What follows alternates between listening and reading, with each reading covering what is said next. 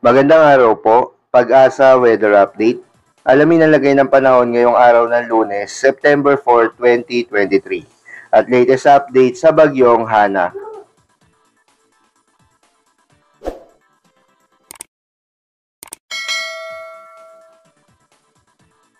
Makikita ho natin sa ating latest satellite images at huli ho nating naitala itong bagyo ho. Ang kanyang layo na sa 270 kilometers northwest ng Itbayat sa Batanes. Inasahan na nga natin na mamayang madaling araw ay nasa labas na nitong Philippine Area of Responsibility ang bagyong Hana. Taglay pa rin ni Hana yung lakas na nasa 130 kilometers per hour malapit sa gitna at pagbugso naman na nasa 160 kilometers per hour. Kumikilos ito pakanluran sa bilisong na 25 kilometers per hour. Patuloy pa rin pinaiigting o pinlalakas ng bagyong Hana ang southwest monsoon o habagat na magdadala pa rin ng pag-ulan. Partikular ho dito sa may kanlurang bahagi ng Luzon, posible rin o ilang bahagi ng Kabisayaan.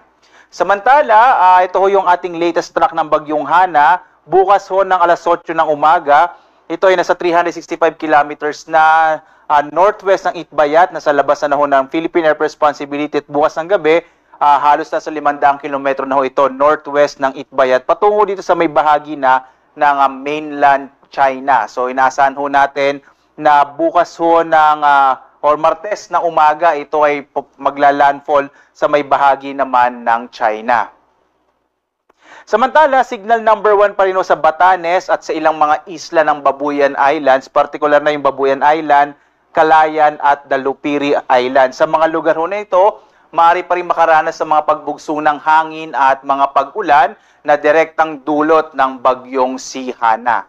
Samantala naman, posible pa rin ho yung mga pag-ulan ngayong gabi, partikular na sa Kamaynilaan, Cordillera, ilang bahagi ho ng Central Luzon, lalong-lalo na yung Zambales, Bataan area, magiging maulan pa rin ho sa Ilocos Region, dulot ng southwest monsoon o habagat.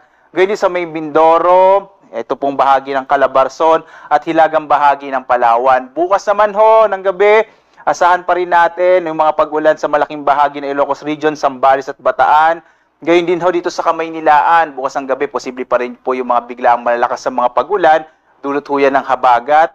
Gayun din sa ilang bahagi ng Cordillera, kasama din yung Tarlac, Pampanga, Bulacan, Rizal, Cavite, Batangas, Occidental Mindoro at Palawan. Samantalang pagdako ho natin ng Martes hanggang Miyerkules, makikita ho natin yung mga pag-ulan ay dito na ho, malalakas na mga pag-ulan ay sa Ilocos Region, Zambales at Bataan, dulot pa rin yan ng southwest monsoon. So inaasahan ho natin sa mga susunod na araw, mababawasan na ho yung mga malalakas sa mga pag-ulan sa malaking bahagi ng Luzon, lalo't papalayo na nga ho itong bagyong Hana na siyang nagpapalakas ng southwest monsoon o habagat.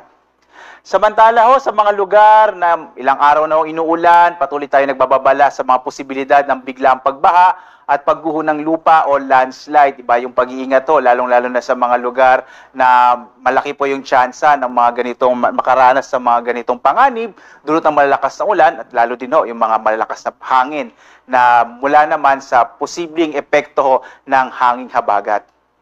Samantala, ito ho yung mga lugar na posibleng makaranas pa rin ng mga pagbugso ng hangin. Malaking bahagi pa rin ho ng Luzon, kasama rin yung Ilocos Region, Cordillera, ilang bahagi ng Central Luzon, ang Kamaynilaan, Calabarzon, Mimaropa, gayon din sa may Western Visayas at Bicol Region. Posible pa rin makaranas ng mga bugso ng hangin. Dulot ho ito ng tinatawag nating hanging habagat o southwest monsoon na pinalalakas pa rin ng bagyong Hana. Hanggang Martes ho, makararanas pa rin ng mga pagbugso ng hangin ang iba pang bahagi ng Luzon, gayon din ho sa may bahagi, partikular na nga ho dito sa may western section ng Luzon. At makataas pa rin ho yung gale warning natin, partikular na sa mga baybayin ng extreme northern Luzon at ilan pang baybayin ho ng northern, western, and southern seaboards ng Luzon at yung kanlurang baybayin ho ng Visayas. Delikadong maglayag dito sa mga lugar na kung saan inaasa natin magiging maalon yung karagatan. Kaya po sa mga kababayan natin, lalong-lalo na yung may mga malita sa kayang pandagat, iwasan mo na pumalawat sa mga lugar na ito ng ating bansa.